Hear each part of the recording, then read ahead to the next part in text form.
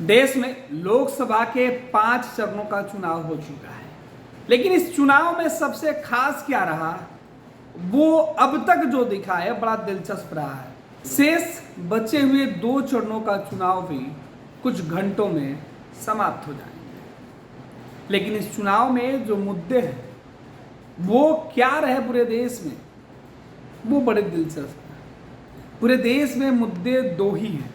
एक नरेंद्र मोदी के खिलाफ और दूसरा नरेंद्र मोदी के विरोध में। मुद्दा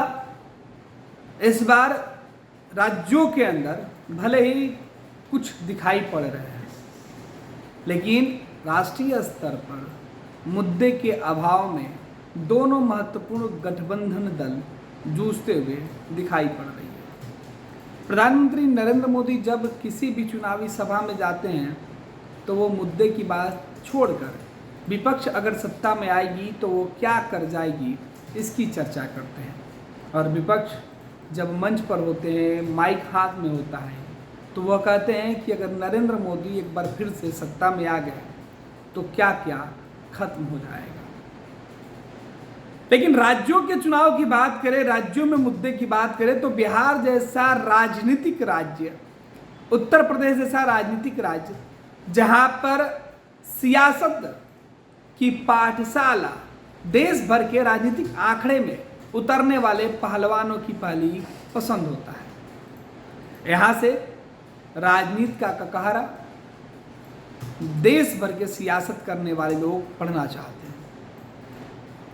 बिहार और उत्तर प्रदेश में बात करें तो अमूमन चुनाव जो होता है वो प्रत्याशी नहीं बल्कि उनकी जाति देखकर लड़ा और लड़ाया जाता है। बात अगर बिहार की करें तो बिहार के 40 सीटों पर तो लोकसभा का चुनाव हो रहा है, लेकिन यहाँ उम्मीदवारों के चयन से लेकर क्षेत्र में जातीय गोलबंदी, राजनीतिक समीकरण, वोटों का आधार सब तलाशने के बावजूद मुद्दा कहीं नहीं दिखा। वैसे देश भर में के अंदर कहा जाता है कि बिहार, उत्तर प्रदेश जैसे राज्यों में जब भी चुनाव होता है तो जातीय मुद्दे पर ही वोट पड़ते हैं। यहाँ किसी मुद्दे पर बात और बहस भले ही होती हो, लेकिन ऐन वक्त पर वोटिंग के वक्त वो मुद्दे गौड़ हो जाते हैं। लेकिन 2024 के चुनाव में इस बार लोकसभा के 40 सीटों पर मुद्दे के तौर पर सत्ता पक्ष खाली हाथ दिख रहा है, तो विपक्ष अपने मुद्दों को लेकर सत्ता पर भारी पड़ते हुए दिख रहा है। विपक्ष की तरफ से एक चेहरा, सत्ता पक्ष की तरफ से कई चेहरे वो भी दिखाई पड़ते हैं, लेकिन इन सब के बावजूद राजनीति करने वाले लोग अपने जीत के लिए हर वो जोड़ तोड़ की जुगाड़ करते हैं जिससे फायदा उन्हें या उनके गठबंधन को जिताने और जीतने के लिए मिले। विपक्ष भी कमोबेश इसी तैयारी में है। जातीय समीकरण को आधार बनाकर चुनाव लड़ने वाली पार्टियों के नेता अपने जात से इतर अब एक नई पहचान बनाने की दिशा में कदम बढ़ाते हुए दिखाई पड़ रहे हैं। तो वही सत्ता में पिछले 18 सालों से काबिज जो लोग हैं वो अपने विकास के दम और दावों को छोड़कर उसके पहले की सरकारों को कोस कर सत्ता में वापसी और चुनाव जीतने का फॉर्मूला खोज बैठे हैं। पूरी विस्तार से एक खबर बताएंगे हम आपको कि आखिर 2024 के चुनाव में बिहार के 40 सीटों पर कैसे तेजस्वी यादव अकेले एक नया समीकरण सियासत के अंदर गढ़ने की कोशिश में है। बिहार के मुख्यमंत्री नीतीश कुमार क्यों बार बार लालू राबड़ी शासनकाल के दिनों को याद करके हर मंच से अपनी सभा की शुरुआत कर रहे हैं, जबकि नीतीश कुमार के पास बताने और कहने के लिए विकास की कई कहानियां हैं, लेकिन नीतीश डराने के नाम पर जंगल राज का भय दिखाते हैं। भाजपा जो हमेशा बिहार में सत्ता में दूसरे पायदान पर रही, उसके पास आज भी कहने को कुछ नहीं है। प्रधानमंत्री नरेंद्र मोदी का नाम अगर बीजेपी के पास नहीं हो तो मुद्दे के नाम पर ना बीजेपी का कोई चेहरा है और ना ही कोई नारा है। खैर, बात करते हैं कि बिहार के इन 40 सीटों पर सियासत के समीकरण जाति पर कैसे टिका और इस बार जाति के लांछन को कैसे तोड़ने में तेजस्वी सफल होते हुए दिख रहे हैं। आपको बता दें कि तेजस्वी यादव अब सिर्फ यादव के नेता बनकर नहीं बल्कि एक नौकरी देने वाला नौजवान बनकर अपनी छवि उभारने में जुटे हुए हैं। तेजस्वी अपनी पार्टी राष्ट्रीय जनता दल को अब एम वाइज समीकरण से बाहर निकालकर पहले ही A to Z की पार्टी बना चुके हैं और इस चुनाव के ठीक पहले तेजस्वी यादव ने A to Z की पार्टी को माई और बाप की पार्टी बनाकर सबके साथ जाने का वादा किया। लेकिन इस चुनाव में तेजस्वी ने सबसे पहले इस मिथक से खुद को दूर रखा कि उनकी पार्टी केवल एक ही जाति और एक ही समाज के लोगों को ज़्यादा तवज्जो देती है। इस टैग से बाहर निकलने के लिए तेजस्वी यादव ने जिस तरीके के इस बार टिकट बंटवारे में फैसले लिए हैं उसकी चर्चा हर जगह हो रही है। तेजस्वी यादव ने अपनी सभाओं में जिस तरह से नौकरी की बातें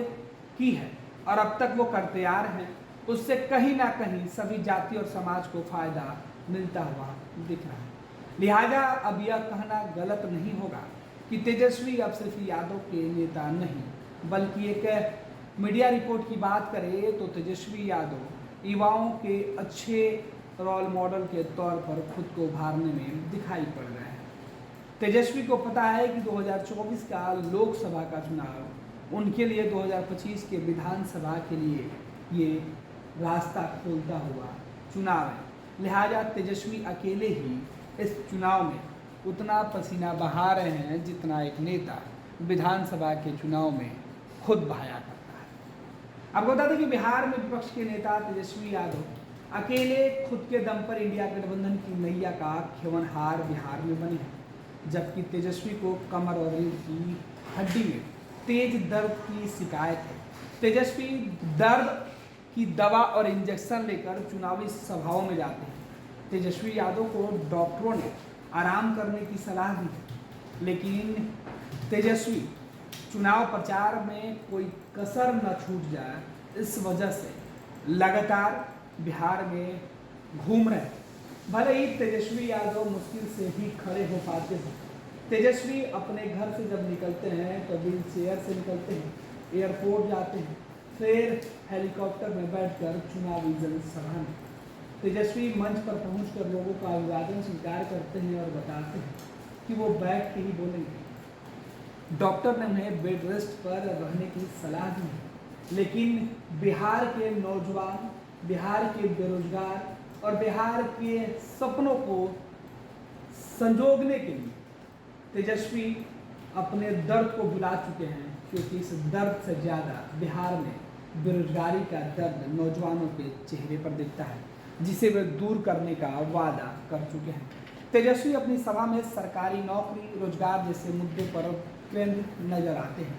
और पार्टी सीधे तौर पर तेजस्वी यादव की जो पार्टी है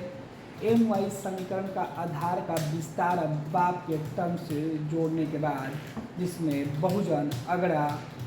आधी आबादी और गरीब शामिल है, उसे लेकर सामाजिक इंजीनियरिंग को अंजाम देने की कोशिश में जुटी हुई है,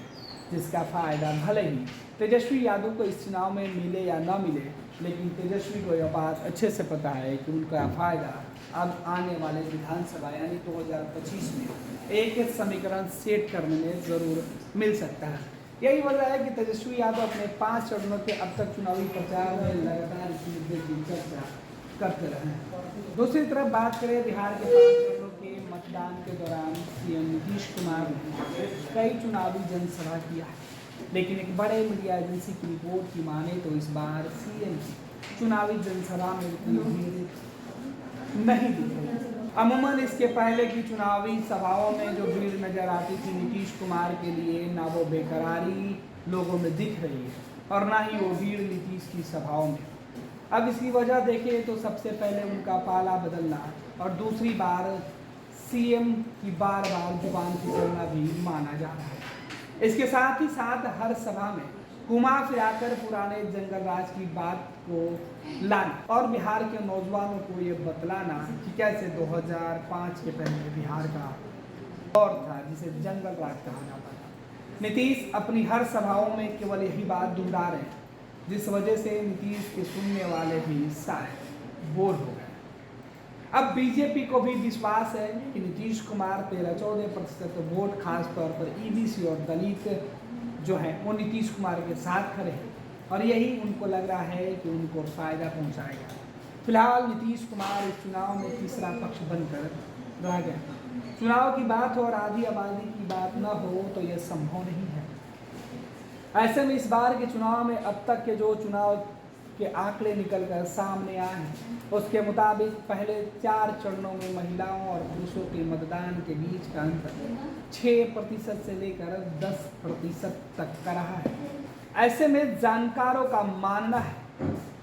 कि पिछले कुछ चुनाव में महिलाओं के बीच अधिक मतदान का एक कारण महिलाओं के बीच एनडीए की योजनाओं से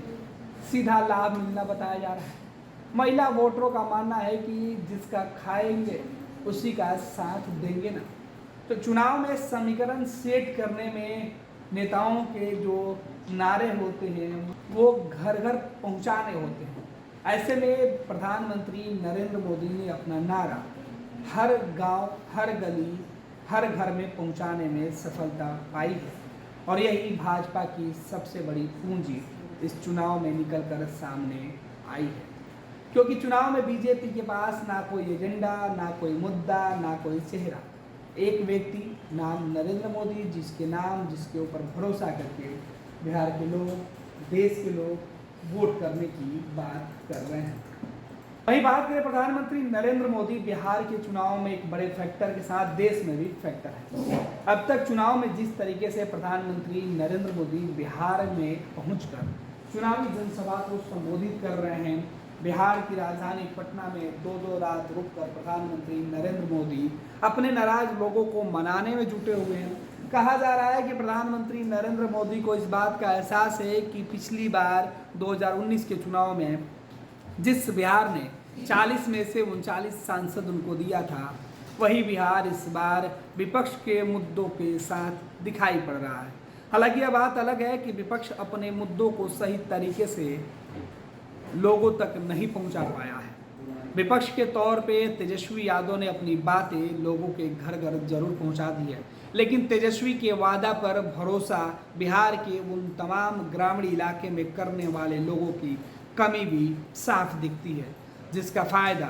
भाजपा को तो नहीं लेकिन नरेंद्र मोदी को मिलते हुए दिखाई पड़ रही है। क्योंकि भाजपा से जो लोग नाराज हैं वो नरेंद्र मोदी के नाम पर भले ही उन्हें माफ़ करने को तैयार दिख रहे हैं, लेकिन उन्हें कोसने से पीछे नहीं हट रहे हैं। यही वजह है कि देश भर में जहां एक व्यक्ति चुनाव लड़ रहा है, एक व्यक्ति के नाम पर चुनाव लड़ा जा रहा है और एक व्यक्ति की कई हुई योजनाओं की बातें की जा रही है, तो दूसरे तरफ बिहार की सियासत में नरेंद्र मोदी को सीधे तौर पर चुनौती देकर इकलौता तेजस्वी यादव ने यह बता दिया है कि बात अगर मुद्दे की होगी तो सियासत में आपको बार बार वापस लौट कर आना होगा। यही वजह है कि देश के प्रधानमंत्री नरेंद्र मोदी बिहार में जब भी चुनाव होता है वो दिन मोदी के लिए खास होता है, क्योंकि मोदी बिहार की सरजमी पर कहीं ना कहीं हाथ में माइक थाम कर चुनावी जनसभा करते हुए दिखाई पड़ते हैं, जिसका फ़ायदा शायद उनके उम्मीदवारों को, उनके गठबंधन को भले इस चुनाव में मिल जाए, लेकिन विपक्ष इसे बड़ा हथियार बनाकर उनसे सवाल लगातार पूछ रहा है। अब देखना है कि 2024 के नतीजे जब सामने आते हैं तो क्या कमज़ोर कड़ी दिखाकर विपक्ष को कमज़ोर करने की जो चाल मोदी ने चला है उस चाल में किस तरीके से वो सफल होते हैं। दूसरी तरफ है प्रधानमंत्री नरेंद्र मोदी की जिन गलतियों को गिनाकर विपक्ष के तरफ से लगातार हमला किया जा रहा है, लगातार सवाल उठाए जा रहे हैं, उस सवालों का असर क्या बिहार के जनमानस पर पड़ता है। फिलहाल इस खबर में इतना ही। आपको बता दें कि यह खबर हमारे लिए लिखा है हमारे सहयोगी तेज प्रताप ने।